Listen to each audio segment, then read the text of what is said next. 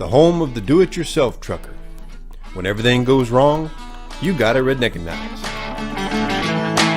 Well, when you're thinking about fresh food altogether, and everybody's going to the supermarket to get fresh food, just think about how much time that it took, or how quick they had to be once they picked it or processed it or grew it or whatever, and they packaged it up, and then they put it in the truck, and they got it to where it had to go. And I guess regular people need to understand that, a lot of hands touch that fresh food before it Oh gets to the my. supermarket. And life is better than it used to be. I heard stories from the old time truck drivers when they used to haul swinging meat. Yeah, You know, swinging meat was a whole different way to haul things than a tanker. And tankers drive differently than you and I do. You know, Yeah. they can't do things that a dry van can do when they drive. Yep. You know, because they got to worry about that slosh, that second hit, all that other stuff. Well, swinging meat, all that meat was hung up high. Yeah. And I just couldn't imagine. I thought they still did that. I thought there were some places that still dealt with swinging meat, where they, like you're saying, I think these days, I think the trailers are even equipped with where the swinging meat is hanging from the ceiling of the truck, and once they get to where it's going, it connects with the track that's already in the market there in the warehouse, and they don't even like unhook it from one hook and put it on another. It just gets tracked right on into the warehouse. That's what I thought. I don't know. Maybe they don't do it no more. Swinging beef is no longer. Everything's done in box. Everything's boxed. Everything's boxed up now. Well, everything's boxed meat. I can see that. I can see it now. I can see them. I can even see them keeping the meat as is and just putting it in a huge box. Well, yeah. I mean, everything's done when meat's shipped cross country. It's all cut up and boxed. There you go. And you get like pork loins, you get briskets, you get right. Everything's pre-done, Crayovac. It goes to the store, and then they cut it into steaks and whatever. But yeah, so you take a cow and you quarter it maybe 8 different ways, and you box it and you ship it. No longer do they do swinging meat. Yep, good deal. Well, I think this is Robbie here coming on to us. Is that you, Robbie? Yeah. You were talking about a lot of the guys that run the specialty trailers. I run a specialty trailer, and it's when I was running my flatbed, I bet you I was at the same shipper maybe twice, but most of the time it's a different shipper every time. Right. It's not the same thing like going to a Walmart DC and from like pulling a reefer. It's you're picking up that boxed meat and you're going to Walmart, and that's all you do. Yeah. I've never ran into the same shipper. It's always been somebody new, and that's one thing I like about open deck. Yeah, it's a lot of work. When I have my flatbed, I have to throw tarps. I mean, it's part of the job. I chose it. But the one thing I like about open deck freight, it's something new every time. Yep. I think that's one of the things. I never get it's very, very seldom I get the same piece of equipment. I might get the same type of equipment, same model, but it's going to be different. Right. Something's going to be different about it. I mean, that's probably one of the drawbacks of being like in a regional area or pulling for the same customer. If you work for the same customer or the same carrier, like you're pulling the same freight with that guy. So they've got customers that they rely on, that they pull this. It's the same. You go to the same shipper, same consignee, back and forth, same city, same state. That's their bread and butter, and you're always going to do that. And if you want something different, you're going to have to be with the same carrier and have something different. Then you're going to have to go somewhere else. Like that's what I did when I was working for, let's say Schneider or Landstar. If you were like, you know what, I'm not really interested in pulling, I'm kind of tired of this same old. So you took a load going somewhere else. I ended up in Oregon or Idaho somewhere. And next thing you know, I've got a swinging door van out in the middle of nowhere next to a lake, and they're blowing sawdust into the trailer. And it's like a box van full of sawdust. And I take it to a place, and you know what they make? They make those pellets for the grills. It's a little facility where all they do is they just got a machine where they take that sawdust and compress it in those pellets. And I thought that was the coolest thing in the world. I watched them load potatoes 2 weeks ago. Pretty late. Yeah. And conveyor belt goes in and loads these trailers up with that. But no, I tell you what Robbie does. My hat's off to him, because every time he gets a piece of equipment on there, he's got the right places where to chain and how to secure that to satisfy the customer. And I bet sometimes that gets really hairy. Sometimes when the customer don't want nothing scratched, it's got to be secured. Oh yeah. Well, just a little bit ago, I got this. It makes all the curbs. then I'm taking it back to Phoenix. We had a little meeting, and in between that and now, I had to readjust the tracks on it because they start walking, going funky. I had to get up there, try to figure out how to run this machine to get the tracks to get straight again, because they were starting to. I just didn't like how they were kind of walking a little bit. But, Oh wow. you know, it's there's some of these machines that I gotta try to figure out how to run them so I can move them going across country or wherever they need to be. I think, do you drive your own stuff on your own trailer? I don't know. Oh, okay. Yeah. I make them run it because they know how to run it. Yeah. Right. It's like this thing. I'm over there trying to flip switches. I looked on YouTube, looked on the internet how to try to get these tracks straight. Yeah. I finally figured it out. No, this thing has like 9 million switches to move it this way, that way, and That's radiuses, and this piece of machine is. I hope they know how to run it when I get it there, because I don't know how to run it. Yeah. Figure out how to get it off my trailer. Yeah, I would want them But- to drive it on, because that way I can watch them and make sure they put it where I want it. You know, it's kind of like, it's one of those things where, Right, exactly. Yeah.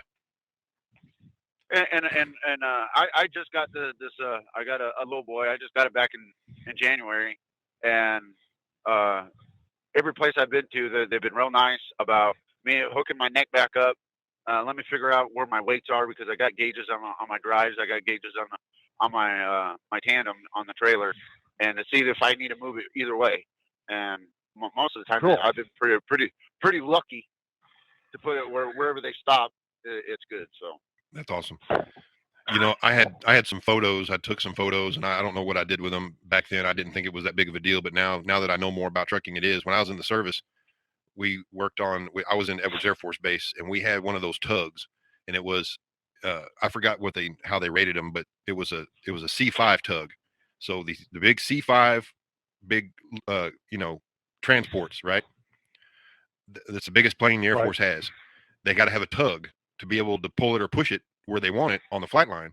Well, this sucker, it weighed 70,000 pounds. The tug did. The tug Wow. weighed 70,000 pounds. Well, it needed to get worked on. The engine wasn't working right, and they had to take it to like the Caterpillar or Cummins, whatever it was. It was an engine dealer that they had to send it to get worked on. And this was the stupidest thing, because it's like, you know what? They should have just paid the money to pay the mechanic to come work on it there, because they had mechanics. They were just military mechanics, and I don't know, for some reason they said, no, we got to have this guy do it, and we're going to pay a contractor to do it. This was back when, you know, Bill Clinton was running things, and they didn't want to pay a military guy $20 to do it. They'd rather pay a contractor $1,000 to do it. You know, it's like when the guy's in the military and he gets paid, you know, $6 an hour compared to the contractor that gets paid $100 an hour. They were paying contractors all the time instead of just training the military guy how to do it. No, they didn't do that. Well, they told us to load it up on a flatbed. So we had a it wasn't RGN, but it was a drop deck that we put it on, and we never should have done that. Now that I've learned all what I learned, we were totally out of regulations. Like I said, a 70,000 pound like a vehicle that weighed 70,000 pounds on this triple axle. It was a 3-axle drop deck, but still, I don't think that trailer. I mean, I guess they said the trailer was rated at a certain weight or whatever, but man, I think we used. It was right at limits. Yeah, it was. So with having a 3-axle, majority of your flatbeds and your step decks are going to be, they're rated for right around 80,000. So yeah, they were right at limits. Yeah, and we took it over on how many axles they had underneath it. And if you're familiar with Edwards Air Force Base, where it is, it's in the desert out there in like Kern County or LA County out before you get to Bakersfield. So we had to take it to Bakersfield. Now, if you're over there in LA County where Lancaster and Edwards Air Force Base is, to get to Bakersfield, just through the mountains, like they're in I forgot what but it's kind of like over these mountain passes. Yeah, it's across California 58. Yeah, 58 right there. Yeah, and that, I tell you what. Yeah, I can't remember the mountain pass on it, but I know what you're talking about. Yep, and that it was, yeah. Back then there was no cell phone cameras. You had to, like, the only cameras I had a couple of throwaway cameras that I had, that where you take the picture and then send it in, and they had to develop the film. And I think some of them didn't come out because, you know, you were just taking pictures. You didn't know what they looked like once you took them. You just hope for the best. But we left at like 4:30 in the morning to try to beat the traffic and all that. But we still, I mean, it was only maybe less than 100 miles, but we still rolled in there almost noon because I wasn't going to drive that sucker very fast. Hmm. But again, you're talking about, like you're saying, specialty stuff. And they're like, well, you can drive that truck. I can drive it. I was like, I don't know if it's going to last when I get it there. Well, if you want to really hear some stories, I bet you Greg would have some stories Yep. back when he was pulling an RGN. Yep. More than that, we would have time for, because I know you're getting pretty close to the end of the show here. Well, he's not even on the line anymore. That'd be another day. Yeah. But good deal. Yeah, I agree with you. But that's cool stuff. Yeah. But yeah, I think the regular public, I think they probably just need to take notice. You know, if, like you're saying, if you're out there and you're driving down the highway and you see a bunch of trucks, and just kind of take notice. You know, just because it's a van doesn't mean, they might be a specialized van. Especially, you see a lot of them. I mean, a lot of different places, they, you know what they do still have there, Jeff, talking about swinging meat. They don't have swinging meat, but they got swinging clothes. They have ropes that hang Yeah. from the ceilings of the van trailers that keep all their clothes on hangers. And sometimes you'll get a whole trailer full of nothing but clothes hanging from hangers from the ropes. I know Walmart ships that way. Yep. So does Target. Actually, Yep. I helped a buddy of mine out, and he has a company that has he has 2 walking floor trailers. The Oh, top yeah. of it looks like a dry van on the outside, but there's a tarp on top, and you roll the tarp back, and it's pretty much a bulk.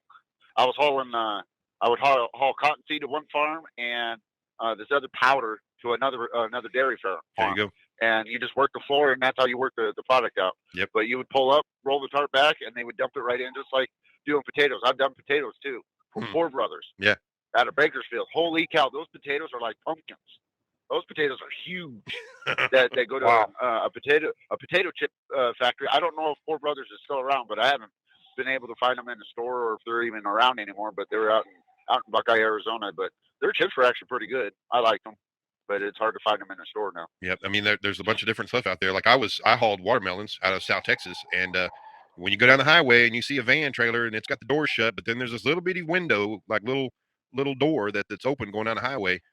Well, they have to have that open to keep the watermelons or whatever kind of produce they got in there from getting all wet, because they're still emitting humidity from the produce. And if you keep everything locked up inside that trailer, that it'll start raining inside that trailer, because there's so much humidity, so much moisture inside there from the produce in there. So it may not have to be refrigerated, but it's got to keep air flowing through it. So that's another difference. Mold. I bet mold starts in on it. Yep, that too. Yep, that kind of stuff. That's what they got to watch out for, especially when you got them in there all weighed down on each other. But yep, that's kind of stuff. But yeah, So even onions on a flatbed, you got to have the front open, but the top covered and the sides covered and the back open, so air can get through it. there you go. Where you have I didn't know that. netted tarp. Yeah, I've hauled onions out of Idaho. That's a heavy load, There you go. because they'll load you right to the gills. I used to be a produce manager, and strawberries would come molded off of the truck because of lack of circulation. That's a good stuff. But yeah, out there It's just running right along. I think amazing. yeah, I think people just need to take notice that there's a bunch of different stuff going on the highway. You never know what it is, and if you look at the trailer and see what the trailer's doing, sometimes you can figure out what they're hauling. I mean, even those pneumatics, the dry bulk, there's a bunch of different stuff they can haul that you never know. It's like sometimes it's food, sometimes it's not, sometimes it's fertilizer. You never know. Tankers, same way. Sometimes it's food, sometimes it's chemicals, sometimes just water. Yeah, a tarp load, or a dry van, or a reefer, or a tanker, you never know what they got in there. Yep, exactly. Now your open deck crate, like what the stuff that I haul, what I got if I don't have a tarp. But it's I don't get much sleep when I'm hauling this equipment around you, because I'm so worried about someone messing with it throughout the night when I'm parked.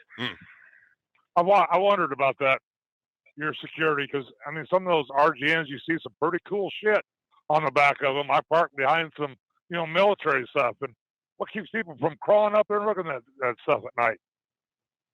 Yeah, I've done some military stuff, and they still have they got cameras in there, and they're always watching that stuff. Good stuff. But as a driver, you can't feel anybody jumping on the back of your trailer, can you, at night? And depends if I have the truck running or not. Right. Probably so. Okay. There you go. Well, good stuff. Which right now I got the truck running. I don't think my APU can keep up with 95-degree outside air right now. No kidding. Hmm. All right. Well, another show in the books. All right. Well, good night. Good deal. All right now. Well, yeah, this is it. I appreciate everybody joining along, and you guys stay safe out there. Don't keep between the ditches, is what my dad always told me. Yeah. Shiny side up. Shiny side up. There you go. Good deal. All right. Well, All right. Have a good night. all right, you too, bud. All right, now. Good night. Yep. So appreciate everybody listening along, and don't forget to go check out our website, redneckanize.com, and appreciate all of the great sponsors that we got. You know, it's LTR Transportation, ltrtransportation.com, and Trucker Tools app. That's download from the App Store. And then it's DPF Regeneration. You can check those guys out at dpfregeneration.com. We appreciate all their support. And then don't forget, we're always here live every Sunday evening, 7 o'clock Eastern time. It's call-ins at 515-602-9731. Appreciate everybody calling in, listening along there. And don't forget, we're always trying to broadcast on either Facebook Live or YouTube Live, whatever we got going on that. And we appreciate everybody subscribing to our YouTube channel. That's one of the things that I appreciate everybody doing. We're trying to grow that channel up, and a lot of we've been reached out with a lot of other supporters talking about getting our YouTube channel growing. So we're excited about that. And we just want everybody to continue along and try to make trucking a better industry, and just create that brotherhood of camaraderie that we once had a while back, and we're trying to bring that back here. So be sure to keep tabs what's going on at redneckanize.com, and appreciate everybody's support. So until next time, we'll see you all. Keep between the ditches, and continue to be safe. And we appreciate everybody out there. All right, now we'll see you.